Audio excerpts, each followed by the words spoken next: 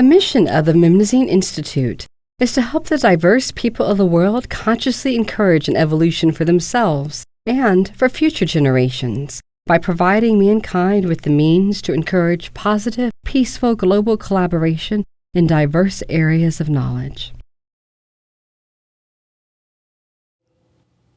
I'm Philip Collins, the Executive Director for the Memnosyne Foundation. I'd like to introduce you to a mural project that we have created, and it was designed by Marianne Thompson-Frenk, who is the founder of the Memnosyne Foundation. What we have before us is a unique project which I prefer to call the Sankofa project. What is Sankofa? Sankofa is an African term which means we must look to our past in order to move forward. And that's exactly what this mural project does.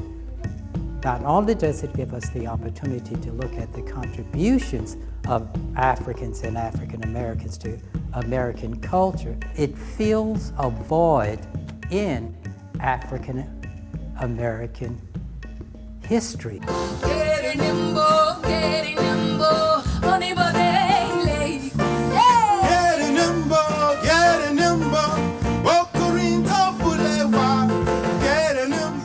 Important for people to know that the history of African American people did not begin in the slave ship. We have a very lengthy history that started in the cradle of civilization in Nubia.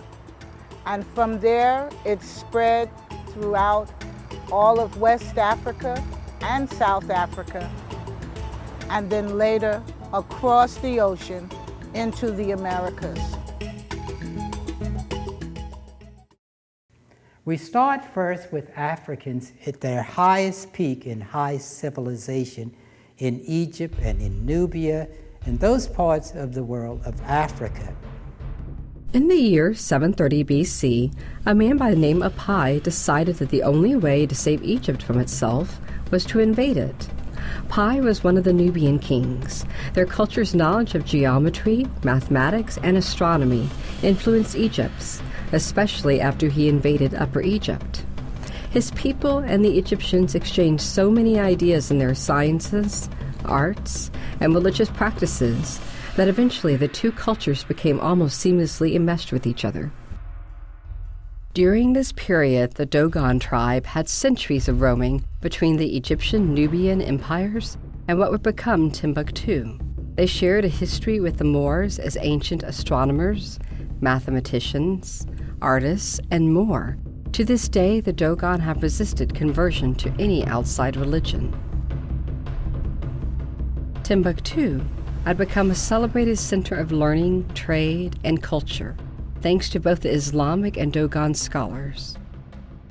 King Mansa Musa embarked on a large building program, raising mosque in Timbuktu, as well as the University of Sankofa, which was constructed during his reign. The university became a center of learning and culture, drawing scholars from around Africa. Most important is that the first contact between Africans and Europeans was as scholar to scholar, not slave to master. The significance of the ancient manuscripts from 12th century to 17th century Timbuktu in West Africa is that these are proof of the tremendous literate culture and society that existed in ancient Africa. There are millions of manuscripts, and they go anywhere from science to art to marital relations to women's rights. They show the high level of sophisticated culture that was prized in West Africa for centuries before there was the United States.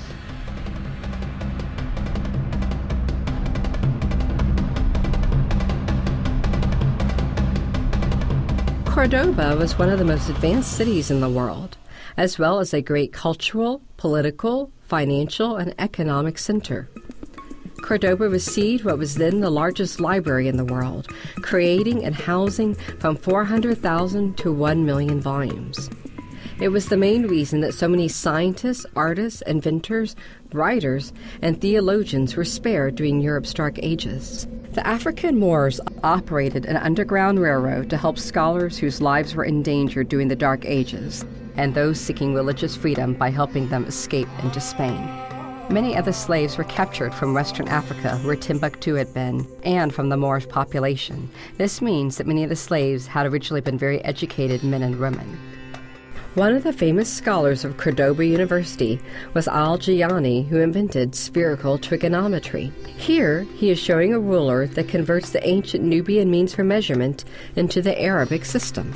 While the conversion occurred in Timbuktu, it is thanks to the African Moors that brought the combined knowledge of ancient mathematics, astronomy, architecture, and converted it into the Arabic system from Africa to Spain, that the Western world has this numerical system today. It is also thanks to these African scholars that Europe did not lose its knowledge in the Dark Ages. To make all of this make sense, there were scholars as well who came from all around Africa together to collaborate on new ideas and new thoughts at that time. For every 100,000 in the area of Mali all the way over to Nigeria, 25,000 within the university. We have ancient documents, everything from math to physics to chemistry to algebra, astronomy, history, language, particularly Arabic, that was written back at the 11th century, and it proven that Africa was not only an enlightened, sophisticated society, but we have millions of manuscripts that reveal that Africans have more written history than any other race on the planet. There are a lot of interesting stories about the people that came over from West Africa. These were people that were brought over in the transatlantic trade, but who were amazingly gifted and culturally advanced. They were extraordinarily literate, actually did a lot of the scribe work for the people of the South. They've written volumes of books, they've done tremendous pieces from memory, entire texts. One of the tragic and lower points in African history is the beginning of slavery.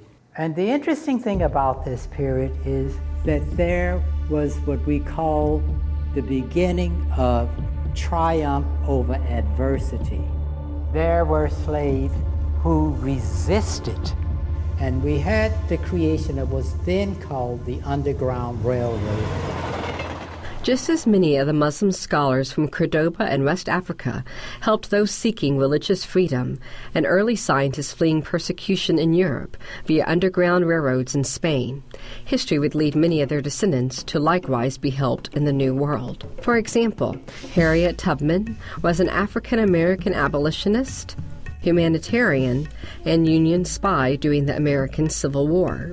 Born into slavery, Tubman escaped and subsequently made more than 13 missions to rescue hundreds of slaves using a network of anti-slavery activists and safe houses known as the Underground Railroad. However, there were also many people of diverse races and cultures that also helped slaves escape via underground railroads headed to Canada and to Mexico both, which had anti-slavery laws. Many Mexican-American families operated underground railroads through Texas, while many Native American tribes helped slaves escape onto their tribal lands, where they assimilated into their community, where many of their descendants remain today. Many Caucasian families, such as the Levi Coffin family, also helped slaves escape to freedom. During that period of slavery, we had what is known as quilt making, which is very unique. African women did not quilt or work with textiles. Men did that in Africa. This became the job of women. The women of the household on the plantation taught the Victorian way of quilting.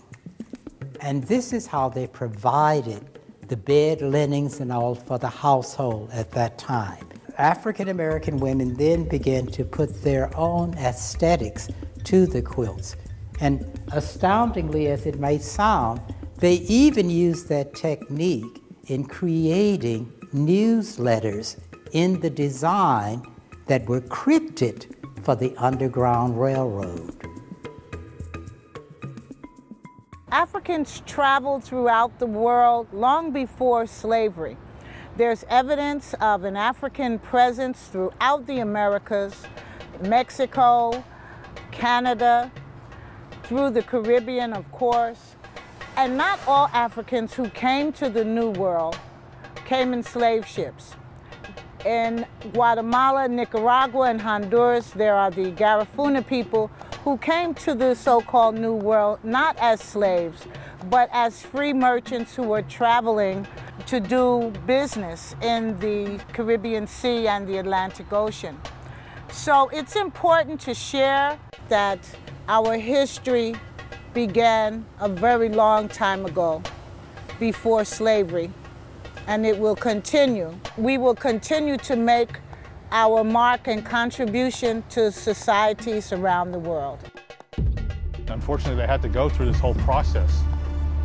We actually have so many things to thank West Africans for. Interesting fact, the first country that recognized the United States for the longest period of time was a West African Muslim country, Morocco.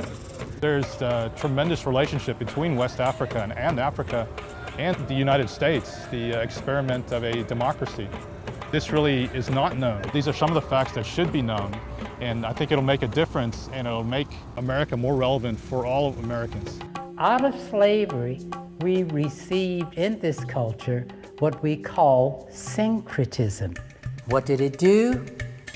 It brought African culture with European culture. It fused them together. For example, take the word jambalaya. That's a Cajun dish, right? But when we use the word syncretism, think of it this way. Jambo is French with jambalaya, and laya is an African word, meaning rice. Ham, jambo, jambalaya, ham and rice. So that's how the culture began to develop, and the contributions with African American culture. And from that, we developed what we call now American culture. Not only did it affect us with architecture and literature and art, it affected us with food as well. The key turning point as African slave was education after the Emancipation Proclamation. And the key figure during that period of slavery was George Washington Carver.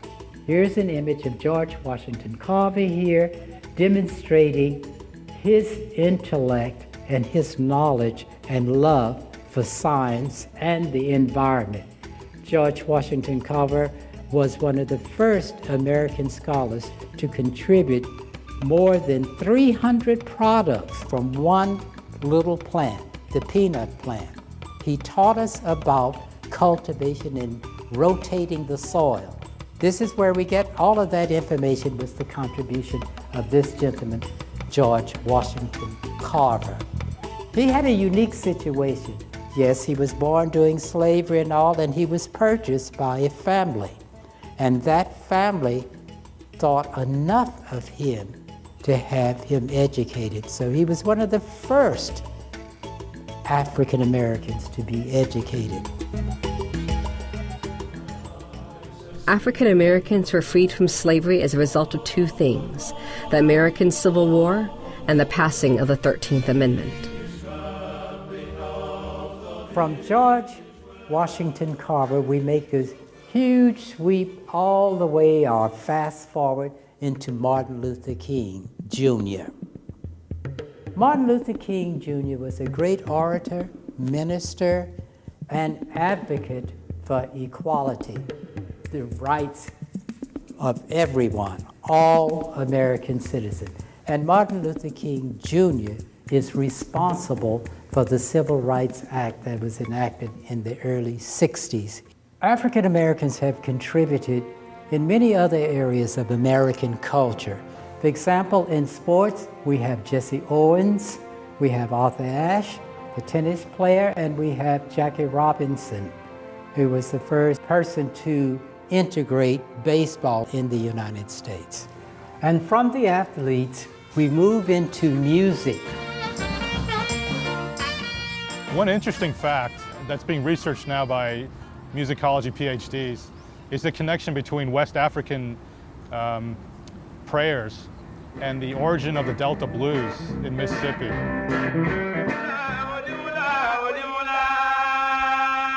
The roots of African American music are buried deep within the music of the African continent. The history and evolution of African American music is as rich and complex as the history of African Americans themselves. The essence of African American music lies in its expression of the human experience. Although the different styles vary widely in their tone, topic, and the tools used to produce them, African American music has the ability to cross all color and culture lines. Styles such as the blues, jazz, gospel, rock, hip-hop, and rap have spread their influence all over the world. Africans who came to the Americas during the slave trade brought much of their African heritage with them. This included their musical traditions. African American slaves used music to help them make it through the horrors of slavery. These songs were work songs and then became folk or Negro spirituals.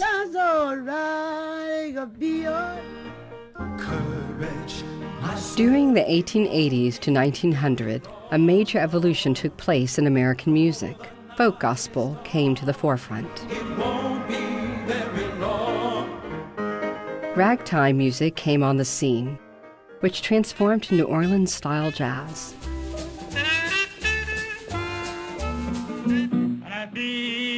On the blues scene, we had Robert Johnson and the rural blues movement that became boogie woogie and vaudeville blues. The 1920s to the 40s, the jazz scene exploded with the big band era, which transformed to the swing bands and continued to the bebop era. The mid-20s, Blind Lemon Jefferson came on the blues scene. Gospel continued its transition to gospel groups, then gospel choir. The 50s brought us the cool jazz scene and sounds of the urban blues. The late 50s to 60s, rock and roll exploded with so many great artists. The Motown label brought us soul music at its best. The 70s brought us Bob Marley. He is the most widely known as the revered inventor and performer of reggae music. Modern gospel transitioned to holy hip-hop, and disco came on the scene. The 80s brought us Michael Jackson, the king of pop.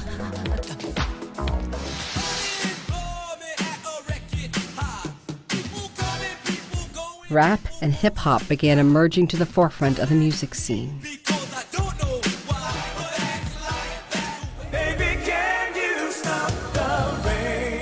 The 90s brought us R&B. Won't you chase my clouds away? As we move into the 21st century, music continues to evolve with the likes of straight-ahead jazz. And I think of you. Yeah, I'm out at Brooklyn. Now I'm down in Tribeca. Right? Rap and hip-hop have become crossover music throughout the world. And since I made it here, I can make it anywhere. Their popularity continues to grow to present day.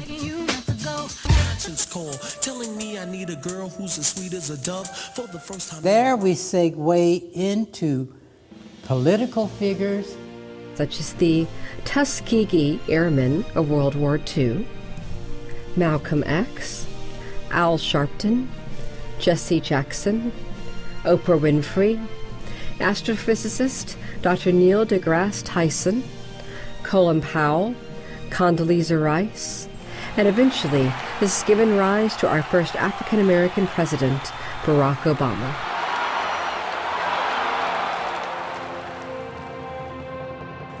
Descendants of the first African Americans recognize the fact that as a people, the ancient African cultures and now African American cultures have made great contributions to Western civilization, and most importantly, did not begin as slaves, but rather scholars, kings, founders of universities, advocates for religious freedom, and scientists. Today, their descendants are reclaiming that heritage of high achievement.